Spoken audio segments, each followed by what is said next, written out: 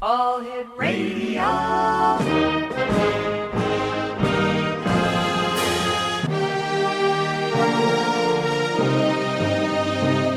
Welcome to the X Zone, a place where fact is fiction and fiction is reality. Now, here's your host, Rob McConnell.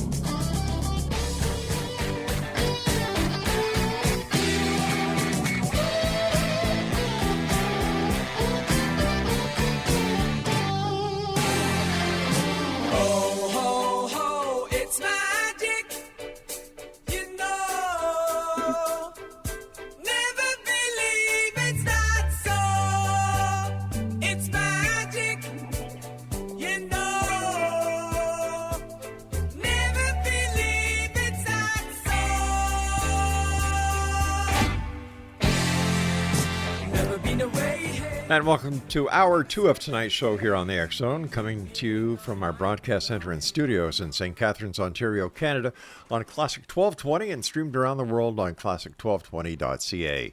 If you'd like to send me an email, it's very simple, xzone at classic1220.ca. And once again, to each and every one of you, the very best of the New Year's season.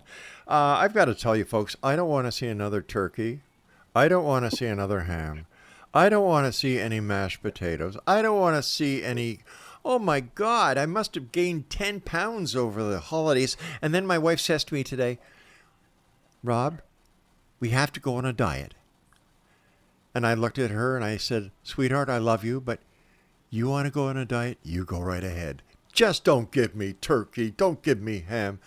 Man, every year we do the same thing. And I don't know about you out there, but I've stopped making New Year's resolutions years ago because I never followed them. You know, I was making myself into a liar. And I don't want to do that. But if you are out there and you're making these New Year's resolutions and you're keeping to them, more power to you. I think they should be called New Year's revolutions because they cause a bit of chaos in many families. You know, for at least the first 3 weeks, everybody's gung-ho. Oh, look at me. I've stopped smoking. Oh, look at me. I've stopped drinking. Oh, look at me. I've stopped shoveling food down my throat. And then on the fourth week, well, let's go to the bar, smoke some cigarettes, and have a couple of beer. Now, mind you, if that makes you happy, go to it. My guest this hour is Randall Smith. And Randall, welcome back to the X Zone. Great having you with us. What are your New Year's resolutions? I don't make any resolutions either, Rob. It just, I don't like to fall short in life. And when you do resolutions, you fall short. So, yeah, back here in the States, we have this thing that we say we set our scales back 10 pounds. So I love it. I love it. I'd have to set mine down 20 pounds. Oh man, I'm telling you. Yeah, I don't do any resolutions. No, I try and stay in the moment. That's all you really got. The paranormal is a very interesting topic. How did you get involved in it, and what was it? What was the catalyst that made you want to do what you're doing today? Well, I went into a garage with my dad, and he was working on a car. Mm-hmm. I was 6 years old. The car was running, and there were 2 or 3 of them in the garage. Not cars, but my dad and his friends. He went over to help them work on a car. Yeah. The front door was open, but the overhead door was closed because the car was in there, and they were working on it. So I'm inside the garage, and they didn't know I was in the garage. So I'm playing behind the car, and it's running. Ooh. I remember getting dizzy, and then I fell and busted my head on the bumper, and I was gone. I went to the light. I went to celestial cities. I went to the libraries. I went to lots and lots of places while I was there. I wound up in a place that was a very large room, and in the middle of this room was an octagon-shaped well. It was really rather large. I was only 6, so perspective I can't even guess. So, and I was urged. I had these 2 beings next to me the entire time. I was going down the hallways and the streets and places like that. These beings have been with me the entire time, and they, with me in this room. And I was urged to put my hands in this well. And it looked like a well. There's energy coming up and down in it, and it looked like confetti, different colors of confetti. And when I put my hands in there, I got a light tingling. It wasn't a shock, but a tingling sensation going on in my hands. I still can feel that now. And I pulled back, and I'm kind of looking at it. I got it in my hands, and it's kind of running over my hands, and I put them back in there, and I'm going, oh, this is kind of weird. So, and then I'm looking around, and these rooms appear off these 4 hallways, right in front and both sides, behind me. And when I saw them, I heard one of the beings in my head say, anywhere you want to go. And I turned to the left, I turned to the right, and I turned back to the left. And when I turned back to the left, they were reviving me on a couch in their house. Mm-hmm. And, there was about 20 minutes is what I was told that I was gone. And they took me to the hospital, took me to the doctor's office later on, and, crap like that. So from that moment on, I was 6. I was born in Tennessee. I'm raised in northern Indiana. And I grew up in a Southern Baptist family. And my family was very religious. My mom's dad was a preacher. So every time he's turned around, he's going to hell for something or another. I know, right? So going through life, I would see things, I hear things, I sense things, I smell things. My intuition is, I have good intuition, okay? Lights go out when I'm around and things like that. So a lot of paranormal happens around me, and it has always happened to me. I didn't know at the time that I had died. I just thought I was having this dream thing, And so throughout life, I kept reflecting back on it. Man, and I was called weird all my life. You're weird, man. You're weird, Randall. Just don't talk to us. You're weird. So, growing up, I didn't have a lot of friends and things like that. So I, played music and got involved in things like that. That way I could occupy me. But growing up, I was just weird. And the strange thing about that, I kept seeing spirits. And I would say things to my mom. She goes, "What, Randall? I don't know. I don't believe it. I just, you're spooking me. You're spooking me. Don't stop. You're going to go to hell." So it's like, okay, crap. I can't even talk about this now. So a little later in life, I get to be about 20, 21, 22. I'm having all kind of crazy experiences happen to me. My mom, while I was growing up, always had me kiss her head or her arm or something because she said I took her pain away. And then I started having other family members doing the same thing. Can you hold my hand for a second? Or my back hurts. Just touch me or something.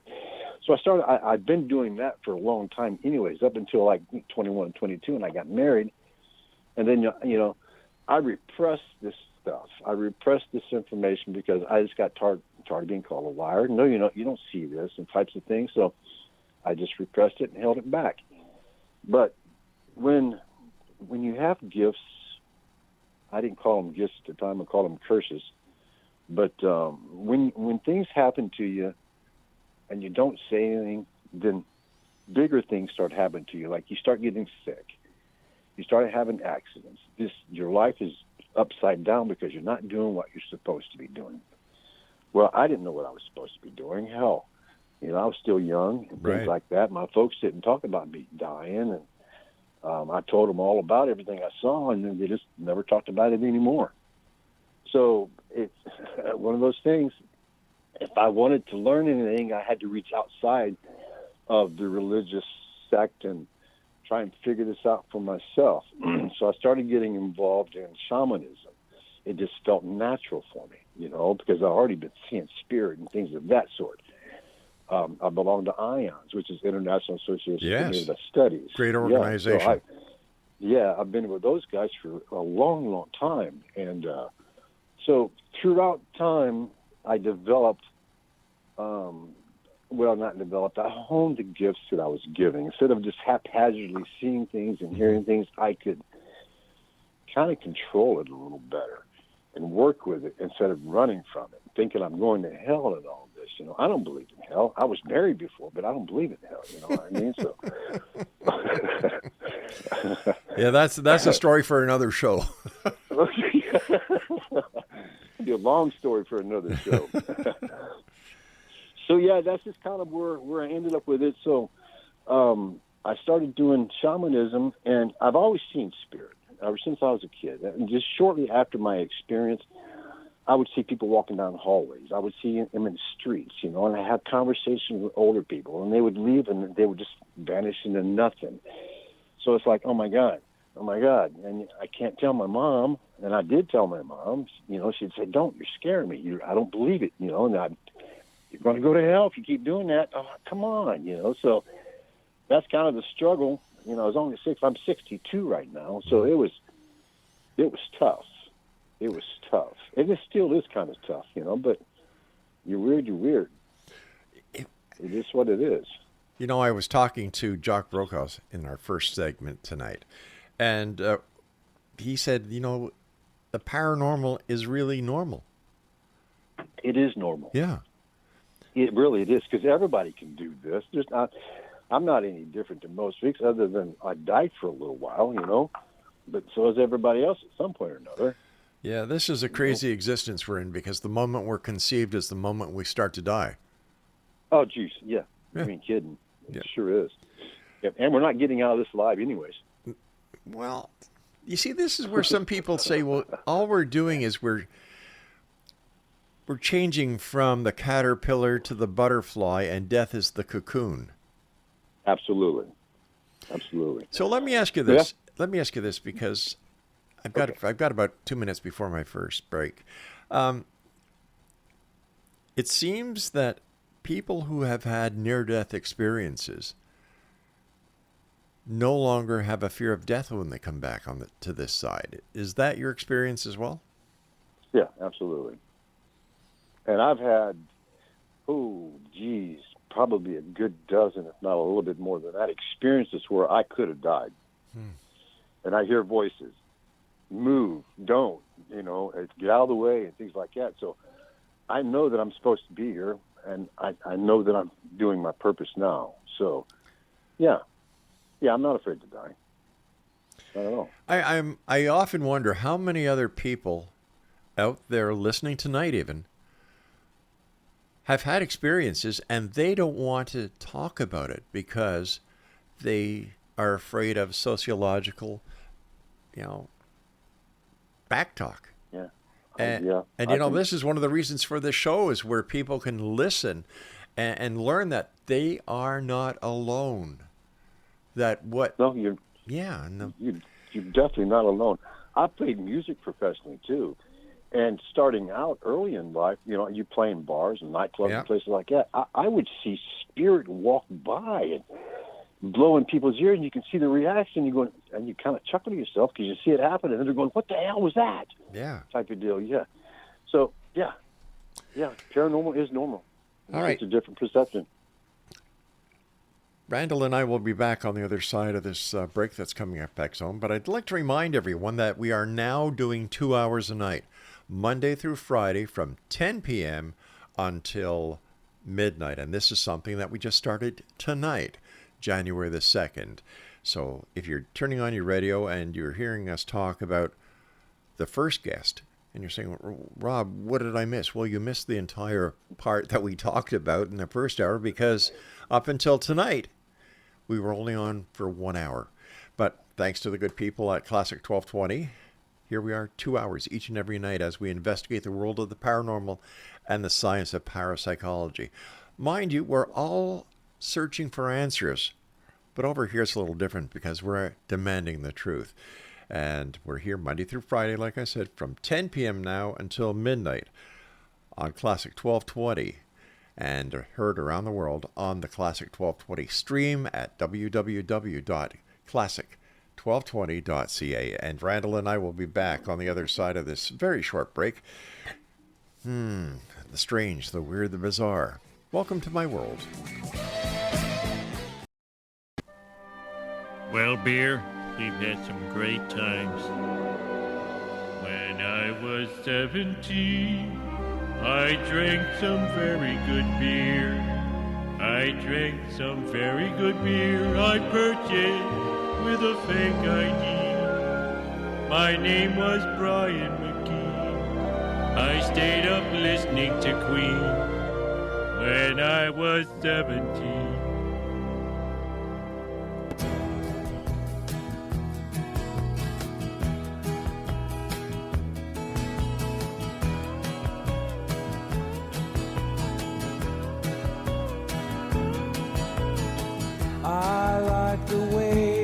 sparkling earrings lay against your skin so brown. And I wanna sleep with you in the desert tonight, with a billion stars all around. 'Cause I got a peaceful, easy feeling,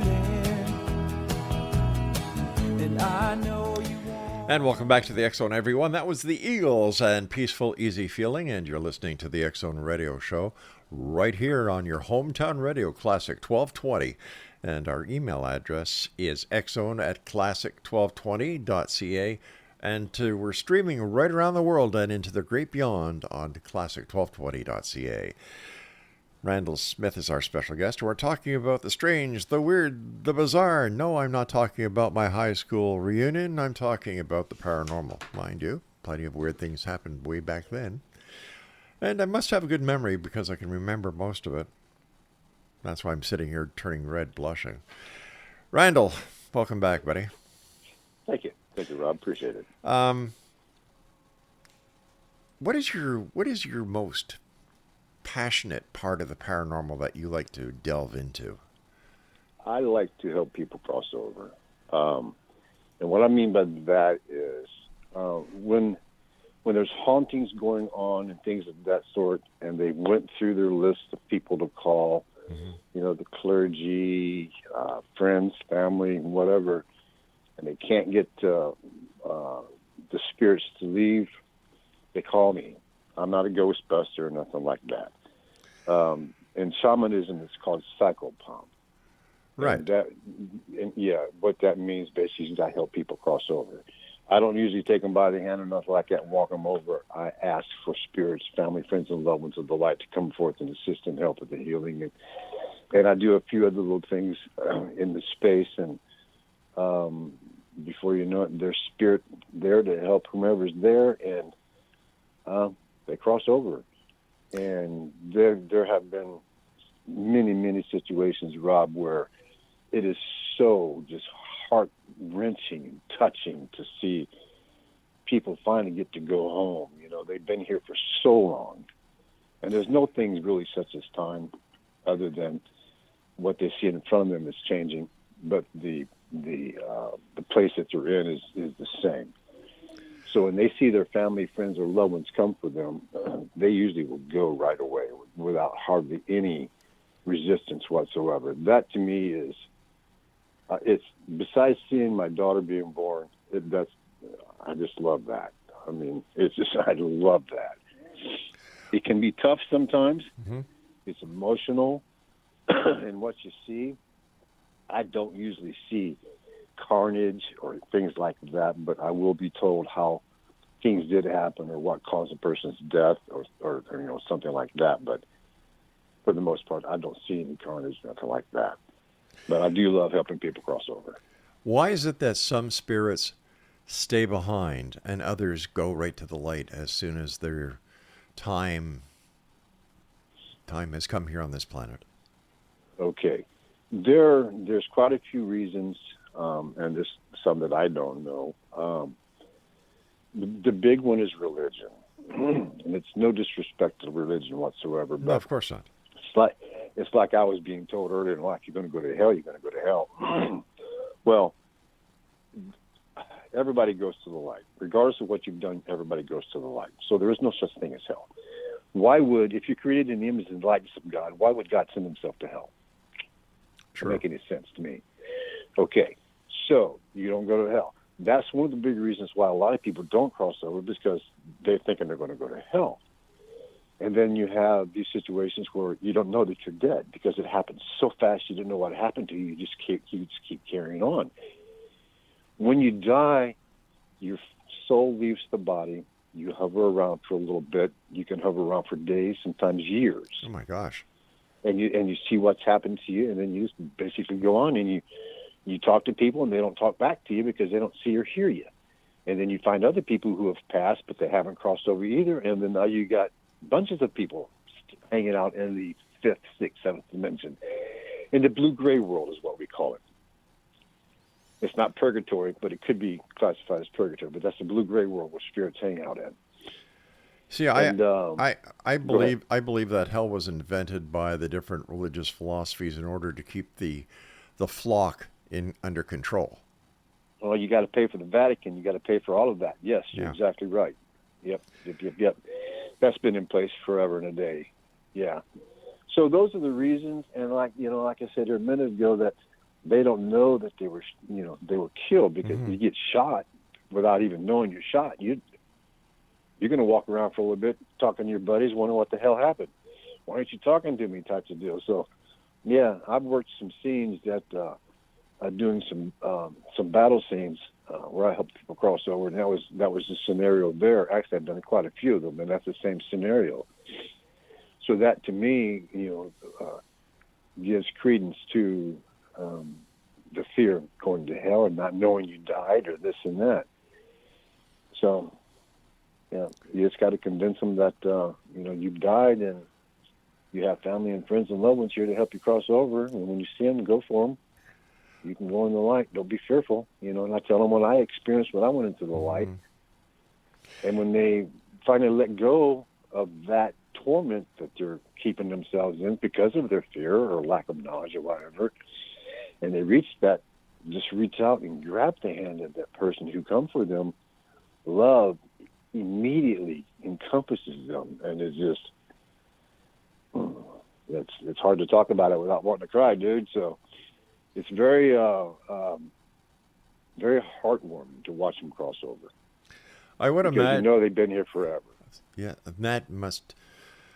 Do they keep track of time, or does time not exist with them? There's no time. No, it's just us when we look at our watches, and there's no time here neither. We live in multiple universes, so parallel at that. So there's no time. It's just a moment. I know that you're a dad, and you're a very compassionate person, and you're also very empathic.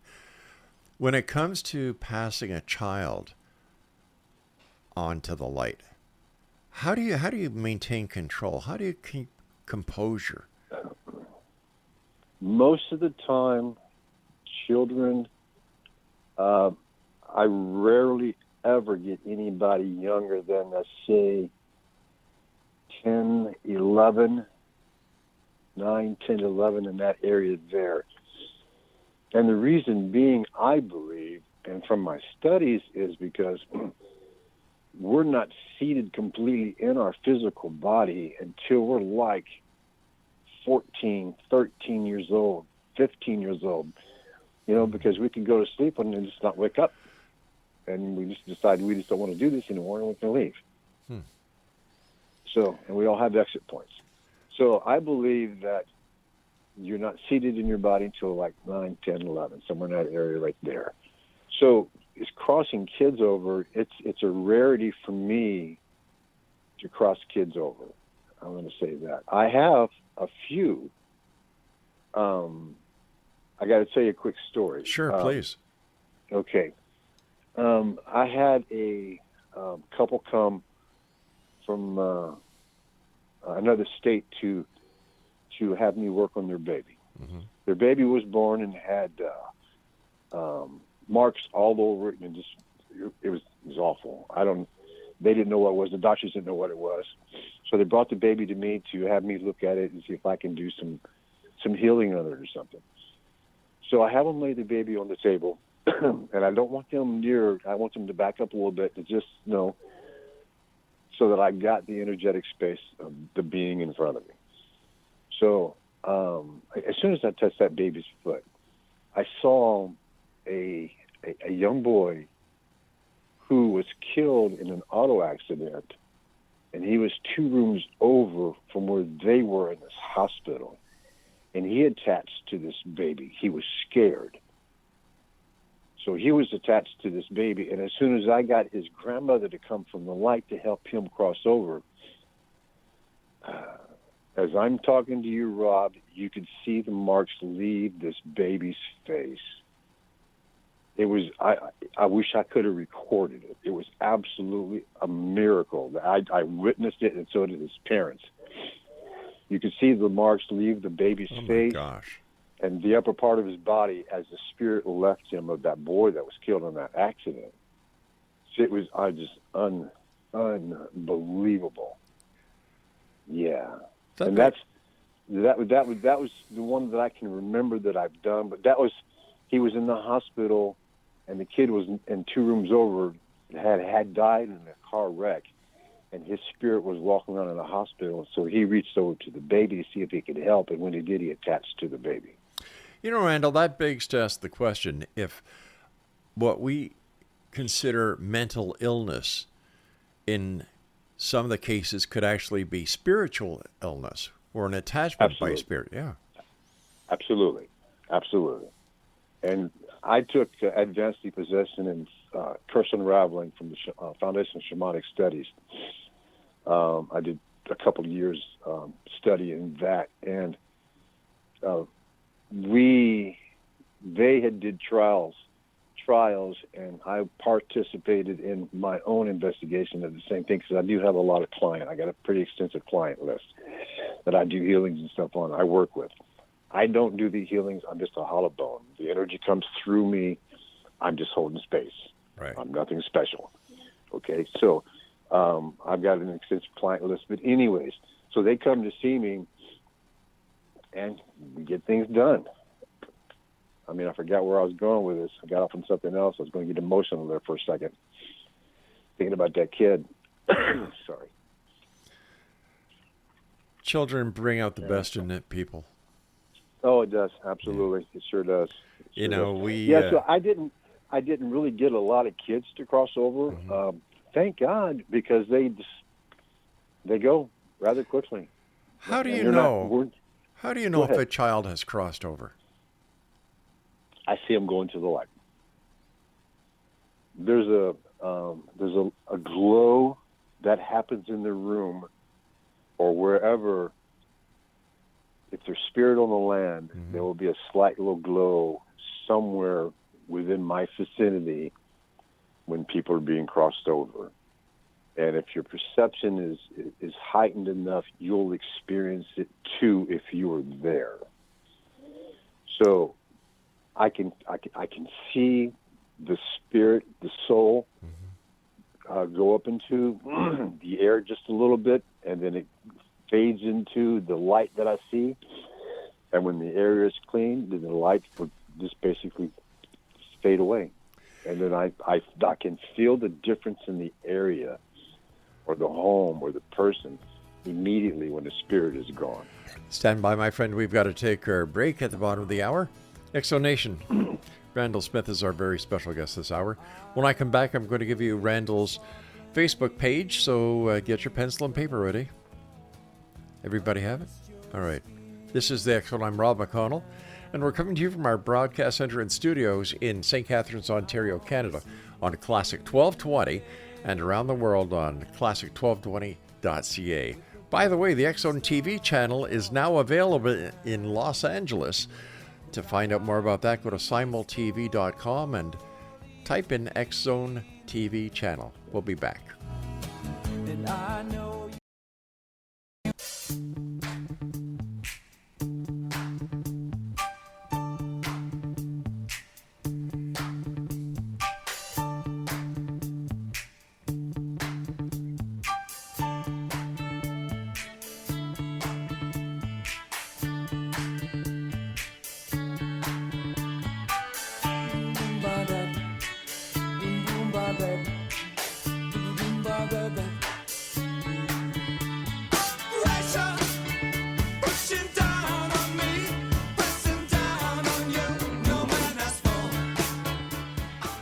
Welcome back, everyone. My guest this hour is Randall Smith, and if you'd like to contact Randall, he has a Facebook page.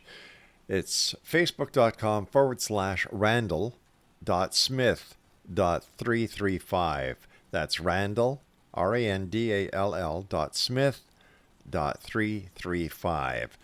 And you're listening to the X-Zone Radio Show right here from our broadcast center and studios in St. Catharines, Ontario, Canada, on Classic 1220 and heard around the world on classic1220.ca.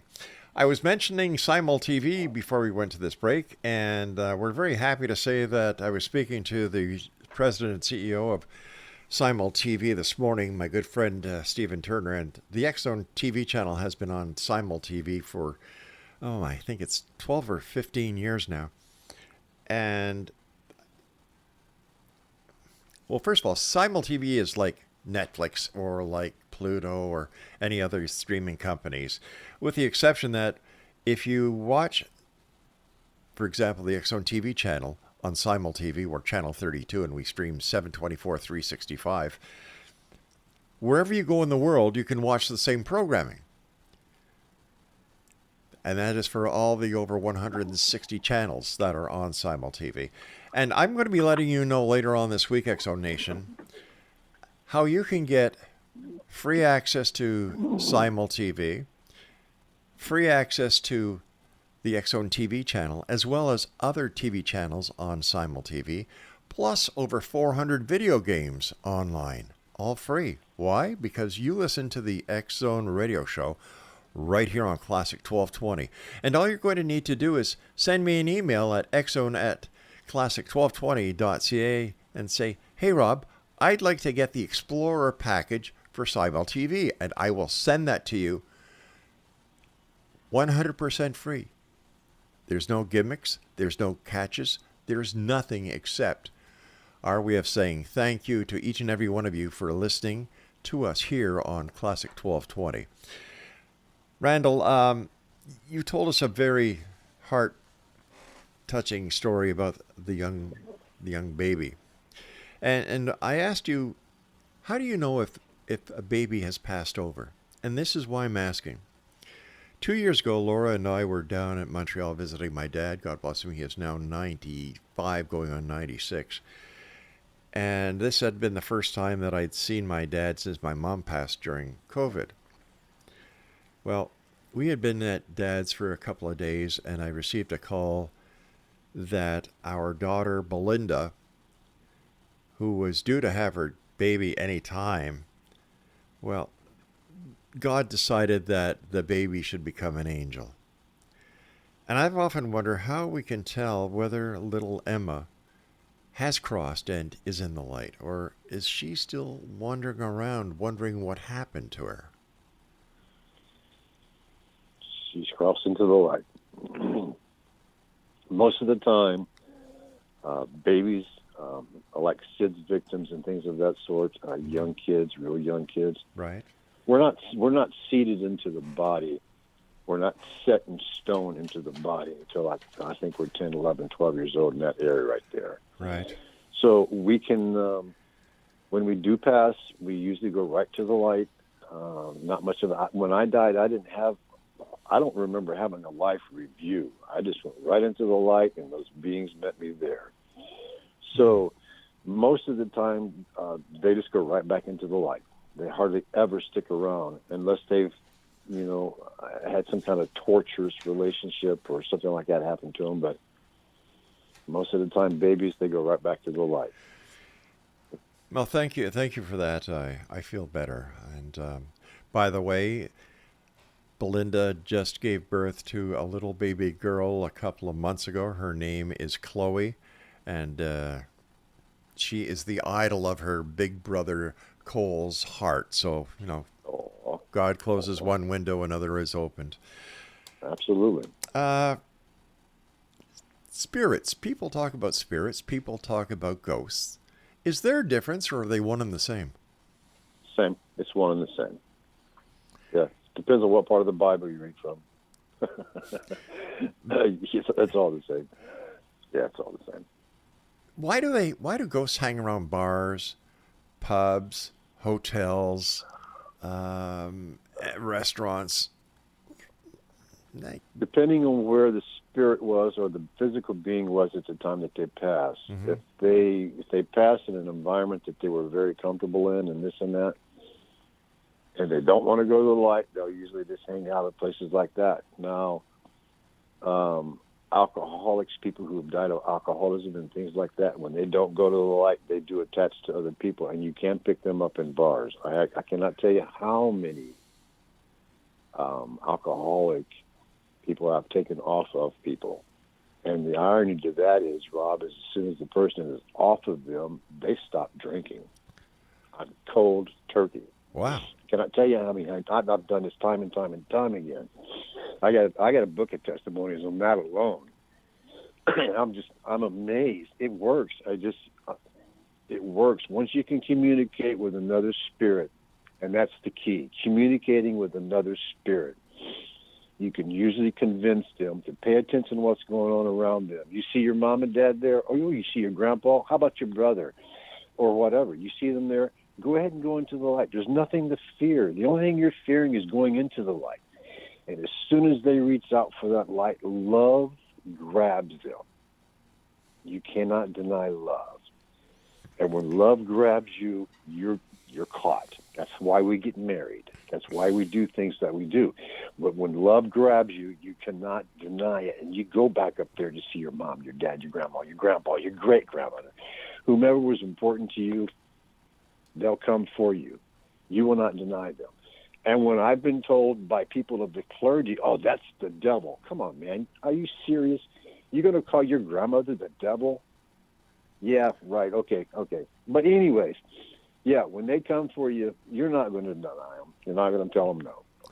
Are you? Would you? Oh, heck, I wouldn't. Mind you, I was kicked out of the Anglican Church at the age of 11 for asking too many questions. Oh, good for you. By the time I walked home, the Reverend had already been on the phone with my mother telling her that I was the son of the devil and that I was no longer welcome. Because all I did was I asked one simple question. If Adam and Eve were the first people that were created by God according to the Bible, and they had two sons, one son killed the other son, so let me see, 2 and 1 is 3, right? Right. So how does it, like in the Bible, it says he crossed the mountains, crossed the desert to a town where he laid with his wife. Now, where the hell did she come from? Exactly. And that's when I got the boot.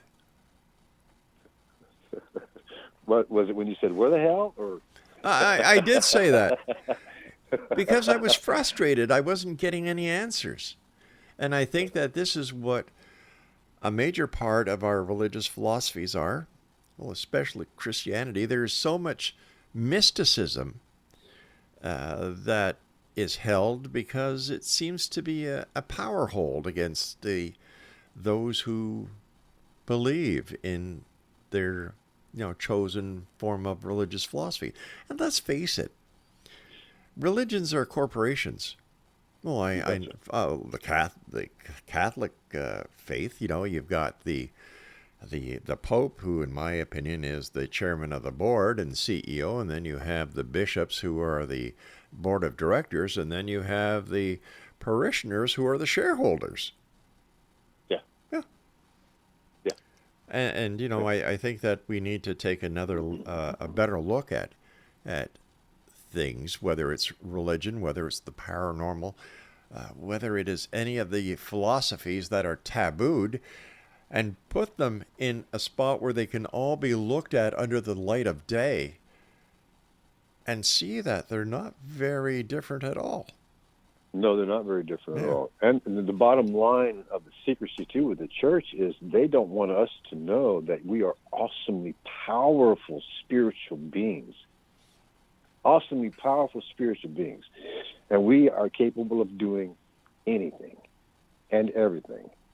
They don't want you to know that you're powerful. Well, you know what? I agree with you 100% there, my friend. I truly do. I've got this little motto that the difference between you can do anything you want that you dream of, because the only difference between a dream and reality is just doing it. The dream is the idea, and you work on your dream to completion, and there's the final product. So your dreams can come true. It's up to you to make it come true. Exactly. And that's why we have free will. Now, how does the ability to do what we want. Yeah. Where do you see this philosophical type of talking that you and I are doing right now? Where do you see this taking us into the future? Lord. knowing that you are the divine spark of God. We are awesomely powerful spiritual beings. Love is the greatest strength there is. And I believe that when we all recognize that we are truly powerful spiritual beings, then we can change the way the earth is right now. There's more and more of us coming out now because of everything that's been happening. Yeah. Everybody wants to find their true spiritual path. And who am I? What am I? That's where I see it going. I believe that the secret has been in front of us from day one. In the Bible it says, and God said, create, he created us in his image, in his likeness. Therefore, whatever God can do, we can do. Exactly. It's exactly. And even Jesus said that too. Yeah. Do these and greater things than I. So yeah, it's I became a shamanic practitioner and a Reiki master, and I did that so that I can get clients in, not to deceive people. Don't get me wrong, but when you tell people you're a natural hands-on healer, then there's a lot of skepticism that goes on there. So I'm a shamanic practitioner, I'm a Reiki master, and things like that. So let's take care of some spiritual matters and things like that, and it does help. And I have seen, to piggyback on our conversation, that the circle of awareness and knowledge is getting greater and greater. So there is an awakening process going on, and we did shift dimensions not long ago. It's a gradual process, but we are going under a transformation on the planet now as it is, and also as a species. So things are definitely changing. For the better, I hope. Absolutely for the better. All there right. will be 1,000 years of peace. All right, stand by, my friend. You and I have to take our final break. And Exo Nation, if you'd like to check out Randall's Facebook page, go to facebook.com/Randall.Smith.355. And if you'd like to send me an email, pro-con about the show, the content, our guests, or myself, exonet, classic1220.ca. The Exxon, a place where people dare to believe and dare to be heard, is heard Monday through Friday from 10 p.m. Eastern until midnight, right here from our broadcast center and studios in St. Catharines, Ontario, Canada, on Classic 1220, and streamed around the world on classic1220.ca. We'll be back as we wrap up tonight's show here in the Exxon. Don't go away.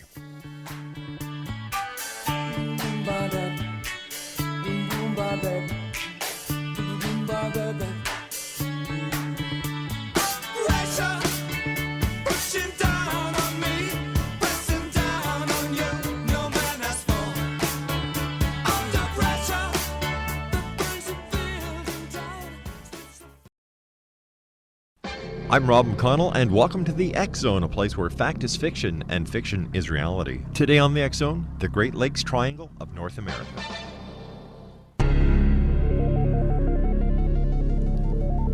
Found in the heartland of North America, these landlocked yet connected lakes, which eventually empty into the Atlantic Ocean, have become the scene of more mysteries involving ships, aircraft, people, UFOs, ghosts, and phantom ships than the Bermuda Triangle. 1/16th the size of the Bermuda Triangle, Lady John Graves Simcoe was the first European to chronicle the strange orbs of life that have been seen above and below the waters of Lake Ontario.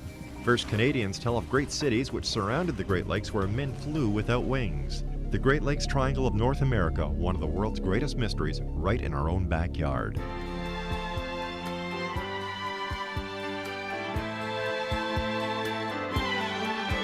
What's it take to be a believer?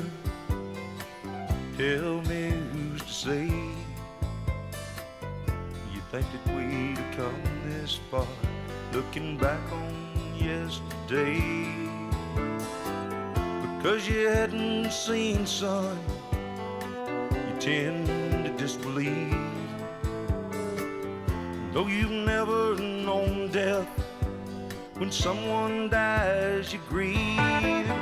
Though you never seen the good Lord, there's ones that worship Him each day. Find them in the chapels and on their knees to pray. What's it take to be a believer? And welcome back, everyone. First of all, I'd like to thank our guest tonight for joining us, Randall Smith. And if you'd like to contact Randall, he's got a Facebook page, facebook.com/Randall.Smith.335. And we're coming to you tonight, hour number 2 of our brand new schedule, Monday through Friday from 10 p.m. Eastern until midnight, right here on Classic 1220 and heard around the world on classic1220.ca. You know, it's funny, we started our very first radio show on 1220. Back then it was called CHSC 1220. And here we are 30 years later, starting at the very first place we started. It's like a second birth. There, you know, what goes around comes around. There we're talking about karma again. And if you'd like to send us an email, tell us your thoughts. If there's somebody special you'd like us to bring on the show, or maybe you'd like to have another listen to a show that we did, just send me an email, xzone@classic1220.ca, and we'll get right on it. Randall, as always, great talking to you. Thank you, Rob. You too. So where were we going before we went to the break? You and I were talking about something. Yeah, we were talking about kids crossing over, and you know, if they're young, and so on and so forth. And I was talking about the life review. Now, the life review. Now, granted, mine wasn't very long at all. I was only 6. It ain't like I've done a lot of things between when I was born and 6. So mine was rather short. But I just still had a life review. But the thing and the key about the life review is you will become everybody you've ever encountered, including your dentist, your doctor, your teachers, all of them. So when they tell you, do unto others as you would have them do unto you, there's 100% truth in that verse itself, because you will become everybody you've ever encountered your entire life. Not only will you become them from what you had said or done to them, you'll see how it feels for them and how it's affected them and who they do things to because of what you said to them. So the life review is what's the life changer for everybody who's ever had a near-death experience. Mine was putting my hands in the well and my life review, but almost everybody else is their life review because of what you go through. You're judging yourself. You're not being judged by God or your angels or your guides or anything else. You judge yourself. And then your guides will talk to you about what you're judging, but for the most part, you're not judged by them. You're judged by yourself. That's how you learn, is judging yourself. I would imagine that when we judge ourselves, we're more critical than if somebody else was judging ourselves, especially in that situation. Absolutely, because we know all the truths and we know all the lies. Everybody else doesn't. So we know it all. What is your take on reincarnation? I believe we cannot, by any stretch of the mind, get it in one lifetime.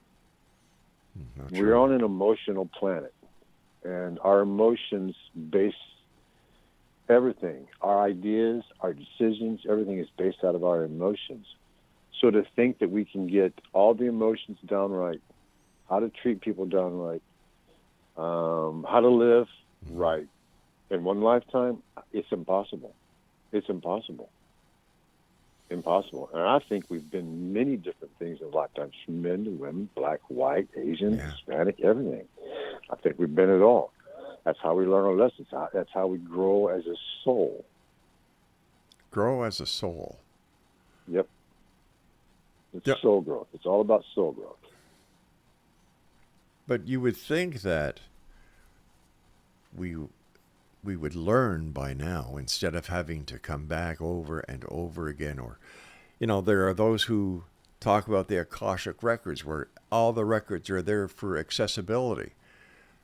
Why don't we just go to the Akashic records and learn? Or is it that important to the survival of our spiritual realm that we experience the event ourselves so that we can be better people? Yeah, be better people, absolutely. We came here to be like God. We are created in the likeness and image of God, so we are that. Mm-hmm. And I get asked a lot, do you believe in God? No, I don't believe in God. I know God. I know God. I look in the mirror, I see God. I walk outside, I feel God. I see God in everything out there. God is. He says it. I am that I am. Yeah. God is. God is everything. So to believe in something, it's like somebody saying, or me saying, I believe I can play the drums. Well, the bottom line is I've been playing drums since I was 6. I'm 62. I can play the drums. I know how to play the drums. I don't believe I can play. I know I can play. That's, again, I don't believe in God. I know God. I know God. I was at peace with God when I was standing in front of that well with my hands in there, gathering all the information that has helped me through the life to where I'm at right now. I know God. I know God. That's. I've never heard it put that way, and it's kind of taken me back. Do you think that in today's society, with all the upheavals that we have, that we need to, as a society, take a closer look at our religious philosophies, and especially the books that guide the religious philosophies? I think they need to put the book down and go outside in nature for a while, and learn to be one with nature. Because then, just look around, look at the birds, the animals. Yeah. They're all taken care of. They're all taken care of. We're the ones who are worried about everything else. Get back to nature. Get back to the basics of life. Then you'll discover God. God is everybody. God is everything. Yeah, you got to put down, I hear people quite a few times say that you need to pray, get down on your knees, get down on your knees. Why don't you get up off your knees and do something? We're here to do things, not just pray all the time. I pray, I meditate every day. I pray all the time. I'm in a constant state of prayer and a constant state of gratitude. But I'm not on my knees. If I need to get on my knees, I do. But I like to take action. I like to do things. I like to make sure things are getting done. People need to be loved. People need to be cared for. A lot of people need to be guided. My phone rings all the time, Rob. People needing help. It's just unbelievable, the despair that's going on right now. Have you found there's been an increase in despair since COVID? Yes, and despair, suicide. Yeah, drugs are just absolutely crazy. The fentanyl problem is just absolutely crazy. Yeah, we've lost our way. We've lost our way. We need a big spiritual event to happen for everybody to see it and find their way again. What kind of spiritual event? The second coming? I'm not really sure. No. To think that Jesus is coming back for us, I find that very hard to believe. We came here, we're heroes. We're heroes for coming here. Archangels have never stepped foot on this planet in the physical form. We are the only ones who have done this. So we are the heroes for coming here. We are here to save ourselves as a spiritual being, not run the road of rapid debauchery or things of that sort. But yeah, we're here to save ourselves. We are the heroes. We are the heroes that sent us here. We chose to come here. We chose to be here. We chose everything about this life that we're in. We were given choices when our parents conceived. We were given choices as to what body we wanted. When parents conceived, we were given 3 or 4 choices within the parameters of coming into this lifetime, of the different choices within our body. There are books out there, too, that also discuss this. Dr. Michael Newton, any of his books will also cover this. So, yeah, we choose the physical body. We choose our incarnation. We choose our parents and this and that. Our parents typically aren't our soul parents. They're just the vessel to get us here. It's coming to the time where you and I are going to have to say so long. But what I'd like to do is I'd like to give you a little bit of time and share a message that you think the X Zone Nation needs to hear. Okay. I think I said it here a minute ago. You are the hero in the mirror you're looking for. You are the hero in the mirror you're looking for. So the hero you're looking for, look in the mirror. There you are. Be your own guru. It's good to learn and take advice and things like that from other people, but be your own guru. Spend time in nature. Love. Of all things, love. Love everything. Love everybody, even your enemies. Because when you cross over, you will become them. How long does it take once we've crossed over before we come back? Oh, that's a big question. It could be 100 years, could be 5, could be instantaneously, depending on the choices you made in the between states of incarnation as to how long it's going to take you to come back. Sometimes it's instant. Sometimes it's 100 years or 200 years. Nobody really knows. That's really between your guides and you as a spirit being at that point. Fascinating. Again, I want to thank you so much for joining us tonight, Randall. Always a great pleasure. And I look forward to the next time you and I get back together here in the X Zone. Thank you, Rob. I really appreciate it. I look forward to seeing you or hearing you again. All right. Take care of yourself, my friend. Okay, you too, buddy. All right. Bye-bye now. Exonation, my guest this hour was Randall Smith. And if you'd like to find out more about Randall, here's his Facebook page. Facebook.com/Randall, RANDALL.Smith.335. Well, that's it for tonight, Exonation, our very first 2-hour show here on Classic 1220. But we're going to be back tomorrow and Wednesday and Thursday and Friday and every Monday through Friday from 10 p.m. until midnight, right here on your hometown radio, Classic 1220, and streaming around the world on classic1220.ca. So until tomorrow night, as once again we cross the time-space continuum to this place that I call the X Zone, always take care of each other. You are your brother's keeper. And keep your eyes to the sky and your heart to the light. From everyone here at Classic 1220 to each and every one of you out there, good night.